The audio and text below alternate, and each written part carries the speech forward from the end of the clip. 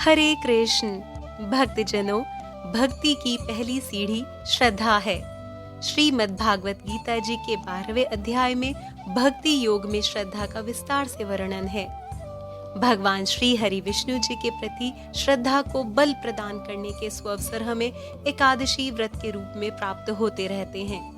एक ऐसा ही महान सुअवसर देव प्रबोधिनी, देवोत्थान या देव उठनी एकादशी के व्रत के रूप में हमें प्राप्त हो रहा है।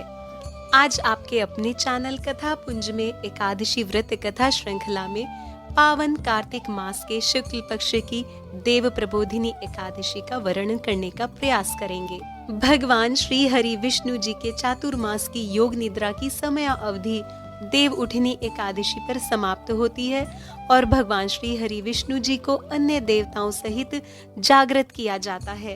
इसके पश्चात माता लक्ष्मी जी के साथ भगवान श्री हरि विष्णु जी का पूजन किया जाता है। शुभ मंगल कार्य भी इसी दिन से प्रारंभ हो जाते हैं। देव उठनी या देव प्रबोधिनी एकादशी के दिन हम देव दीपावली भी मनाते हैं।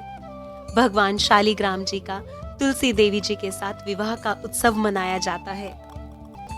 पुराणों में दिए गए वर्णन के अनुसार एक बार देव ऋषि नारद जी के आग्रह करने पर ब्रह्मा जी उन्हें देव प्रबोधिनी एकादशी की महिमा बताते हुए कहते हैं कि हे प्रिय पुत्र नारद, कार्तिक के पावन माह में शुक्ल पक्ष में देव प्रबोधिनी एकादशी भोग और मोक्ष दोनों प्रदान करती है।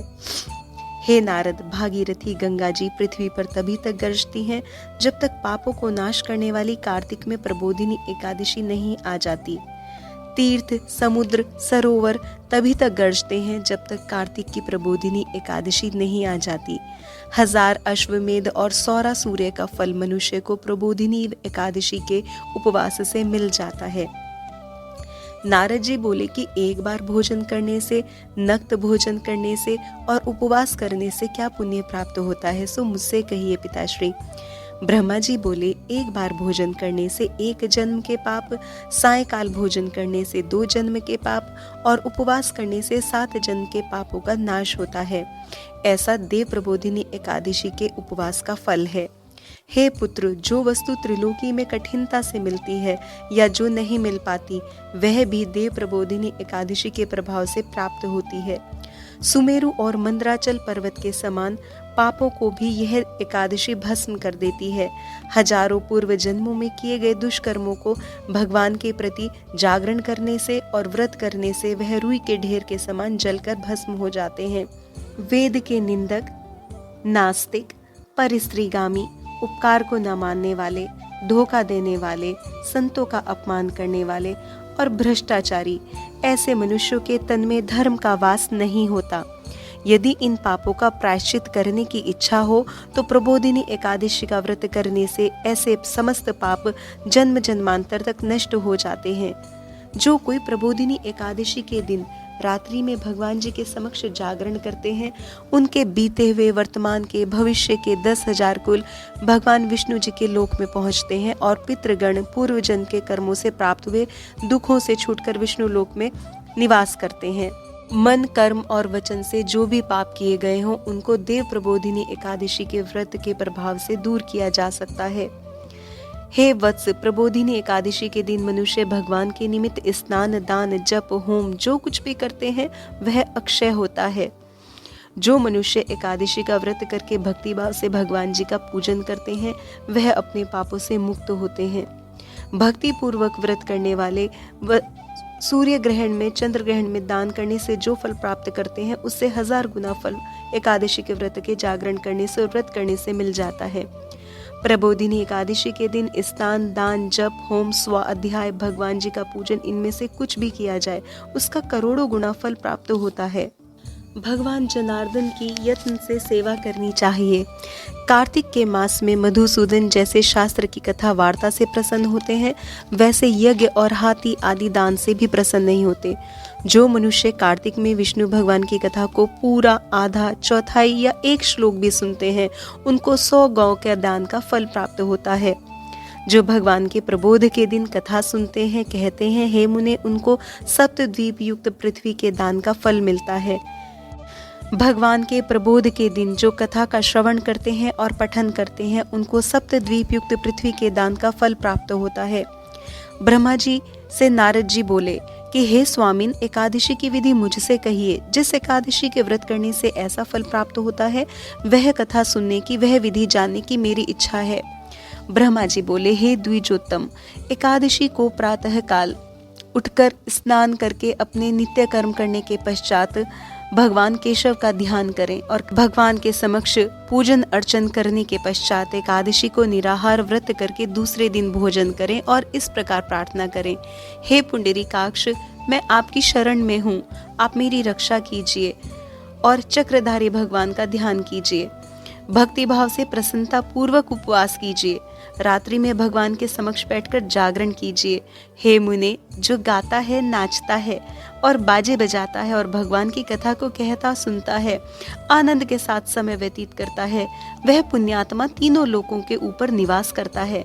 कार्तिक में प्रबोधिनी एकादशी के दिन बहुत से सुंदर फूल, फल, कपूर, अगर, कुमकुम आदि से भगवान जी का पूजन करना चाहिए। निर्लोभ होकर दान दक्षिणा करना चाहिए, इससे असंख्य पुण्य की प्राप्ति होती है।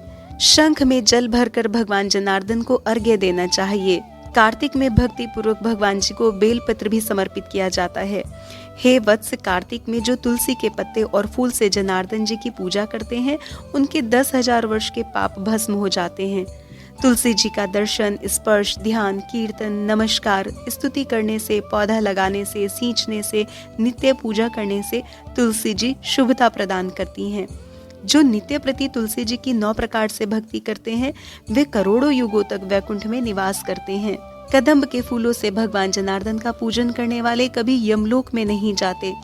अशोक के फूलों से, बकुल के फूलों से भगवान की पूजा करने से जब तक सूर्य चंद्रमा है तब तक उनको कभी शोक नहीं होता। जो बड़भागी मनुष्य भगवान केशव को आम समर्पित करते हैं, आम का बौर समर्पित करते हैं, दूब के अंकुर इत्यादि भक्ति पूर्वक, श्रद्धा पूर्वक एक पत्र भी समर्पित करते हैं, उनको भगवान अत्यंत शुभ फल प्रदान करते हैं।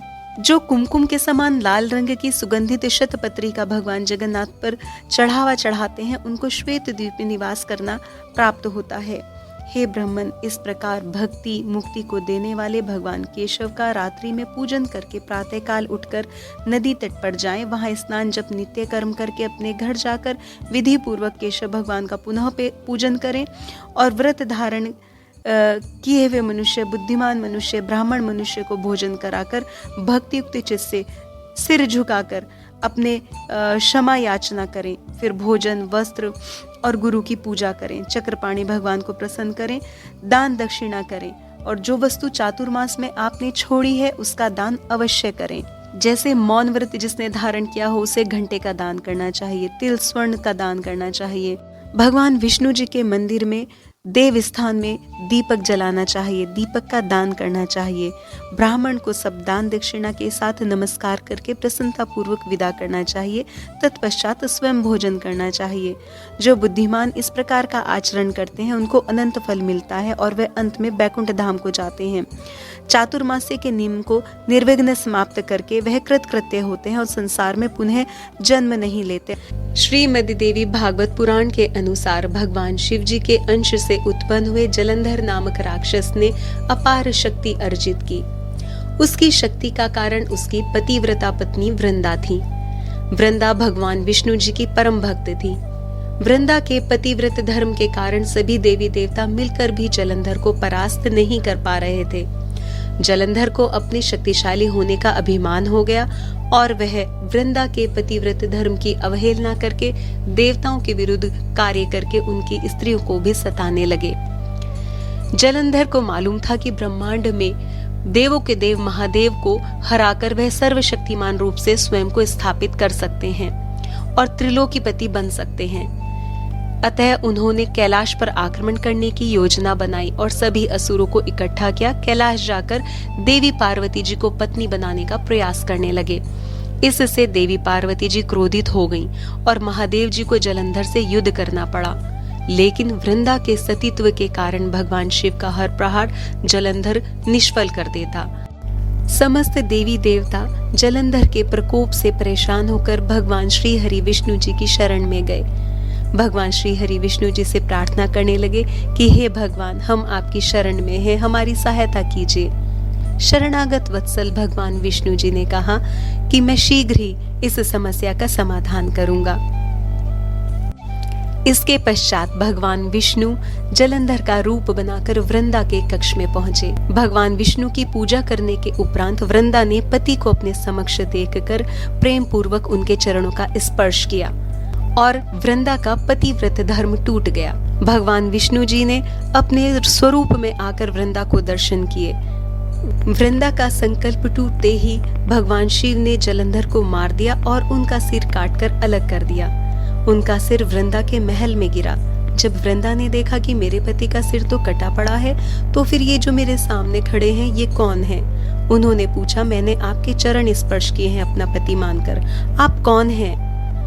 भगवान विष्णु कुछ न बोल सके और वृंदा सारी बात समझ गई। उन्होंने भगवान को श्राप दे दिया कि आप पत्थर के हो जाइए। भगवान ने तुरंत उनके श्राप को स्वीकार किया और शालिग्राम के रूप में परिणत हो गए।